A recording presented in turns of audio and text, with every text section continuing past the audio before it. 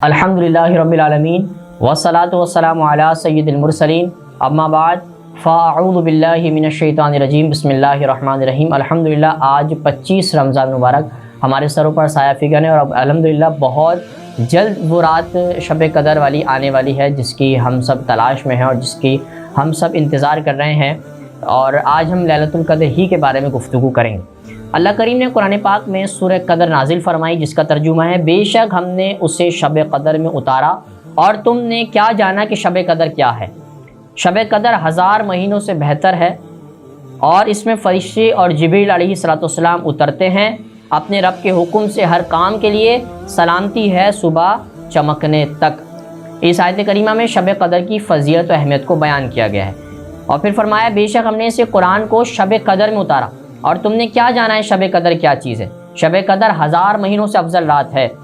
اس کی وجہ تسمیہ یہ ہے کہ اس رات کو لیلۃ القدر اس لیے کہا گیا ہے کہ اس میں اللہ تبارک و تعالیٰ کی عبادت کرنے والے، رمضان مبارک کے روزے رکھنے والے، ماہ رمضان کا احترام کرنے والے، ماہ رمضان کا اعتکاف کرنے والے بلند رتبہ پا کر رب ذوالجلال کا قرب حاصل کرتے ہیں، اور اللہ تعالیٰ ان لوگوں کے مراتب کو بلند فرما دیتا ہے۔ اس رات میں رات سے صبح تک تجلیات الہی بندوں کی طرف متوجہ رہتی ہے۔ اس رات میں ملائکہ آسمان سے اتر کر عبادت کرنے والوں سے ملاقات کرتے ہیں۔ اسی رات میں فرشتوں کو ملاقات کی وجہ سے عبادت میں لذت پیدا ہوتی ہے۔ اس رات میں لوح محفوظ سے آسمان دنیا تک نزول قرآن ہوتا ہے۔ اس رات میں فرشتوں کی پیدائش ہوئی۔ اس رات میں جنت میں باغات لگائے گئے۔ اس رات میں پانی میٹھا ہو جاتا ہے۔ شب قدر کون سی رات ہے؟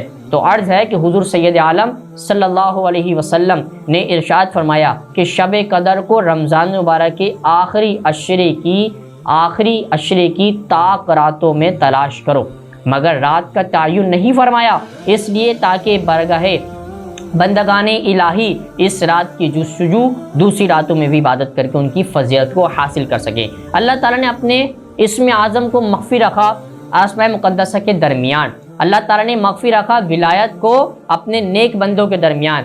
اللہ تعالیٰ نے شب قدر کو بھی چھپا کے رکھا ہے آخری عشرے کی طاق راتوں کے درمیان۔ اس رات کو اللہ تبارک و تعالیٰ نے بے شمار فضائل سے نوازا ہے۔ اس کا نام لیلۃ القدر رکھا۔ یہ نام مبارک اس لیے رکھا گیا تاکہ شایان حق اس رات کی قدر منزلت، جو لوگ اس رات کو بڑھ چڑھ کے اور پورے سال اس رات کا جو ہے انتظار کر رہے ہوتے ہیں، جب یہ اللہ تبارک و تعالیٰ نے اس رات کو مخفی رکھا ہے تاکہ لوگ جب اس کو حاصل کر لیں تو میں ان کے درجات میں بلندیاں پیدا کر دوں۔ اور پھر فرمایا تفسیر کبیر میں یہ بات موجود ہے کہ بنی اسرائیل کا ایک شخص تھا جو رات کو صبح تک کھڑے ہو کر عبادت کرتا تھا، پھر صبح ہوتے ہی اپنے بدن پر ہتھیار سجاتا اور دین کے دشمنوں سے جہاد کرتا یہاں تک کہ شام ہو جاتی۔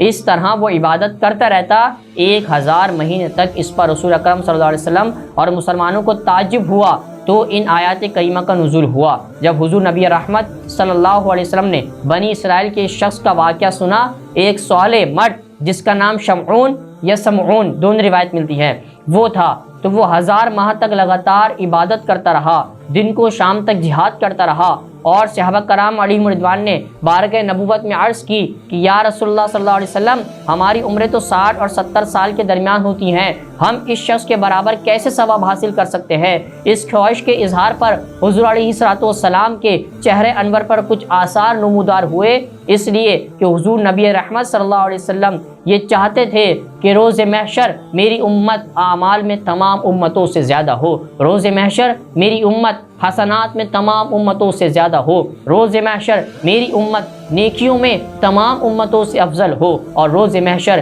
میری امت عبادات میں تمام امتوں سے افضل ہو۔ چہرہ والضحیٰ پر تعجب ہوا اور تعجب کے آثار نمودار ہوئے۔ اتنے میں حضرت روح الامین علیہ السلام جلوہ گر ہوئے اور رب العالمین کا پیغام لائے کہ اے محبوب کریم، اگرچہ تمہاری امت کی عمریں چھوٹی ہیں، مگر سال میں ہم نے ایک رات ایسی عطا کر دی ہے جو 1000 مہینوں کی عبادت سے افضل رات ہے۔ یہ رات لیلۃ القدر کی رات ہے۔ جو اس میں عبادت کرے گا وہ بنی اسرائیل کے اس شخص کی عبادت بلکہ 1000 مہینوں کی عبادت سے زیادہ وہ ثواب پائے گا۔